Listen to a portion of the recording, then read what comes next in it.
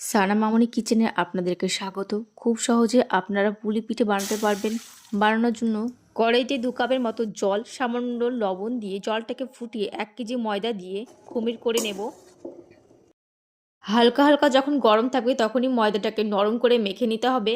মেখে নিয়ে গোল গোল করে ডো করে রুটির মতন করে বেলে নিতে হবে। রুটির এক পাশে পুর দিয়ে গ্লাস দিয়ে কেটে নিতে হবে। দেখতেই পাচ্ছ কীভাবে কেটে নিচ্ছি। সব পুলি তৈরি হয়ে গেছে। তো পুলিগুলোকে ভেজানোর জন্য কড়াইতে পরিমাণ মতন দুধ, এলাচ, তেজপাতা, সামান্য মতন চিনি, খেজুরের গুড় দিয়ে দুধটাকে ভালো করে ফুটিয়ে নেব। এবার আমরা পুলিকে ভাজার জন্য কড়াইতে পরিমাণ মতন তেল আর এক এক করে পুলিগুলো কড়াইতে দিয়ে দেব।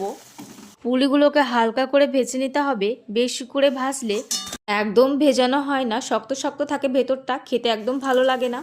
পুলি খুব সহজভাবে আমরা বানিয়েছি। বাড়িতে একবার ট্রাই করে দেখবেন, খেতে খুব সুন্দর হবে।